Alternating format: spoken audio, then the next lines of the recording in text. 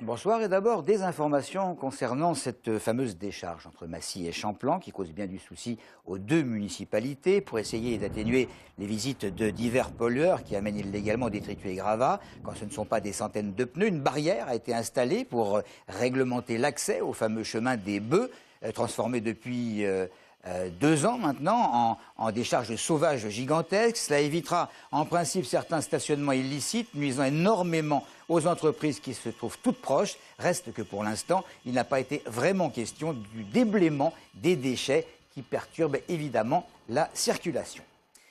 Nous évoquions hier ces familles roms récemment expulsées d'un bidonville de Ris-Orangis qui, via leur avocat, avait assigné le préfet de l'Essonne devant le tribunal administratif de Versailles. Il s'agissait d'une requête en référé et c'est donc ce vendredi que l'audience devait avoir lieu. L'objectif des plaignants, pouvoir être relogés par l'État comme cela s'est produit dans les mêmes conditions pour des Roms expulsés il y a quelques jours également, mais d'un campement de Villeurbanne. La réponse du tribunal qui nous est parvenue il y a quelques instants, le tribunal qui rejette les 9 recours des familles et il y a un commentaire du préfet, le préfet qui rappelle que les personnes sans abri, quelle que soit leur origine, peuvent chaque jour avoir recours au numéro 115 pour obtenir un hébergement d'urgence. Le préfet qui regrette, je cite, les tentatives d'instrumentalisation de la justice à des fins de propagande.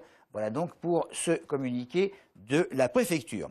Des Roms, nous passons aux gens du voyage, mais cette fois à Saint-Pierre-du-Perret. Le maire de la commune s'inquiète de la présence récurrente de ces personnes.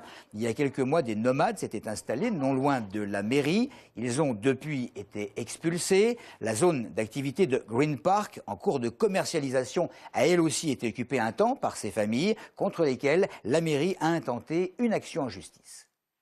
Et donc, ils ont été expulsés aussi sur décision de justice. Et puis, en fait, d'autres sont revenus 15 jours plus tard.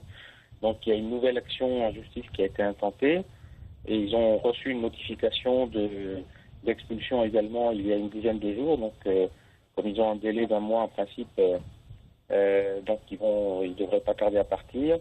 Et puis, la semaine dernière, nous avons vu arriver de nouveau le pasteur de bar, une délégation du pasteur de bar qui s'est installée à nouveau sur l'allée Royale.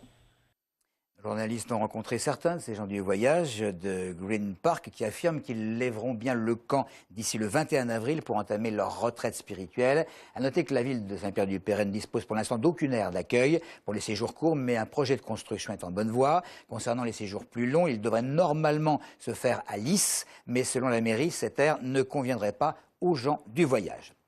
Le non-cumul des mandats avec une autre activité que celle de parlementaire. Thierry Mandon a confirmé qu'il y était favorable en s'expliquant sur Radio Notre-Dame. Selon le député essonien porte-parole du groupe PS, si on est absent de l'Assemblée 2 jours pour exercer une activité professionnelle, 2 jours pour un mandat local, ce n'est pas sain, estime-t-il, et de rajouter « Nous avons besoin de parlementaires qui ne fassent que ça, mais pas pendant 40 ans, et la limitation des mandats dans le temps serait, conclut-il, une autre réforme nécessaire pour organiser la rotation des élus ». Fin de citation.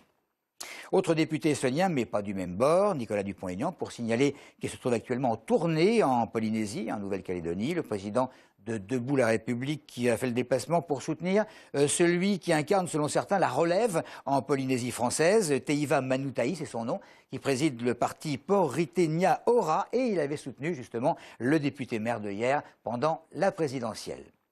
Dans l'actualité, on parle beaucoup de mensonges en ce moment. Il y a les gros, les 2 convenances. Lorsqu'on dit, par exemple, à une personne qui nous a reçus à dîner que c'était délicieux alors qu'on pense le contraire. Il y a les mensonges par omission. Quelques Essoniens ont été interrogés sur le mensonge qu'ils ont peut-être regretté. C'est d'avoir eu mon bac alors que j'ai pas été souvent à l'école. Voilà. Dire à mon fils que j'ai pas mangé ses bonbons. Peut-être à la pêche alors. C'est toujours moi qui fais les plus gros poissons, même si c'est le copain qui me les file peut-être. Le fait que j'ai caché que je suis gay. J'ai menti à mes voisins, par exemple. De dire qu'ils étaient des gens très bien et puis qu'en fin de compte, j'y pense pas du tout. D'avoir dit que je continue mes études. J'ai essayé de draguer une fille de la police nationale en plein de service et elle n'était pas rassurée, elle a eu peur et pour la rassurer, je me suis présenté comme un gendarme. Je me regarde dans la glace le matin, je me trouve beau. Voilà, ça c'est un mensonge. Je vais faire plaisir à une amie, Je vais être d'accord avec elle alors que je suis pas d'accord. Pour lui faire plaisir, je vais mentir. Ouais, je crois qu'une fois j'avais dit que j'aimais les champignons, du coup on m'en a fait manger. Ça m'a foutu les glandes, mais... J'ai fait croire à un copain que j'avais gagné une grosse somme d'argent et que j'ai jamais voulu partager avec lui. J'ai dit à mes parents que j'avais eu le bac. J'ai dû dire que j'avais pas volé de confiture quand j'étais petit, ou des choses comme ça, mais bon, j'étais gamin. Que j'ai une grosse bite et que je suis un bon baiser, c'est faux quoi. Un peu cru, mais c'était un mensonge avoué. Plus sérieusement, une nouvelle plainte de 2 ex-employés municipaux de Draveil qui accusent le maire de viol. Elles accusent à présent Georges Tron de subordination de témoin. Il s'agit, selon l'avocat de Georges Tron, d'une ultime tentative de survie artificielle du dossier, alors que selon lui, la défense attend sereinement les réquisitions. Fin de citation.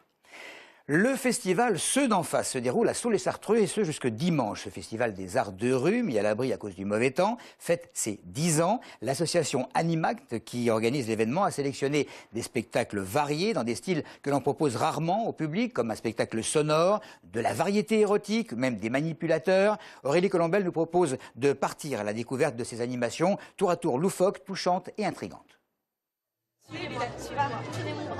C'est dans l'univers chaleureux des années 20 que les artistes accueillent le public. Public reçu comme un ami, un voisin, qu'on connaît, qu'on découvre. Il vous observe, on partage un moment avec. Ici, on vous ouvre sa porte pour mieux vous intriguer. Je cherchais à comprendre ce que ça voulait dire. Je ne l'ai pas complètement compris, mais j'ai apprécié. On nous avait promis aussi des chansons. C'est dans une ambiance cabaret coquin que bons sentiments, érotisme et musique se mêlent. Ce n'est pas du voyeurisme, la proximité avec ceux d'en face est bel et bien voulue.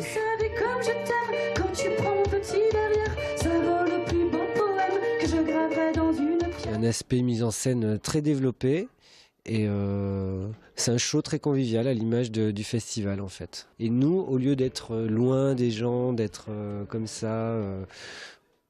à déclamer un texte, et bien, en fait, on va le faire auprès des gens, auprès du public, au plus près du public.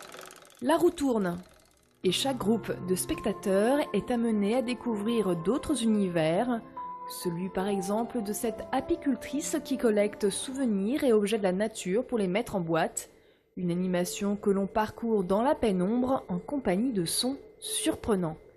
L'intimité de ce festival est aussi partagée par les artistes. Ils logent chez l'habitant, autrement dit, chez ceux d'en face. Tisser ce type de lien, c'est faire en sorte que tout le monde s'implique et que la rencontre ait lieu aussi entre tous les protagonistes et les gens qui vivent là tout le temps. On ne dévoilera pas tous les secrets du festival. Avant que la porte de ceux d'en face se referme, artistes et habitants sont invités à dîner. Ensuite, il n'y aura plus qu'à les observer par la fenêtre.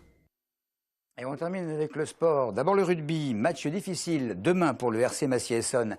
Les hommes de Jeff Dubois vont se rendre à Lyon pour tenter de remporter le point de bonus défensif. Dernier au classement du championnat de Pro D2, les Essonniens n'ont que très peu de chances de s'imposer face à Chabal, Nalais et l'ancien Massicois Arnaud Marchois. À noter que le match qui avait vu Massy perdre il y a quelques semaines à Béziers va être rejoué prochainement. Demain et dimanche auront lieu au stade de Pierre de Coubertin de Paris les championnats de France de karaté-kata. À cette occasion, le SKB d'Épinay-sous-Sénart, considéré comme le meilleur club français, va remettre en jeu ses titres nationaux avec à sa tête Jonathan Plagnol et un autre Jonathan, Mariani, celui-là, et ainsi que Romain Lacoste. Enfin, le gymnase des Loges d'Evry qui va être le théâtre d'une épreuve de Coupe de France de tennis de table en e-sport. Emmené par Bastien Grundeller, les Évriens devraient conserver leur suprématie nationale à domicile.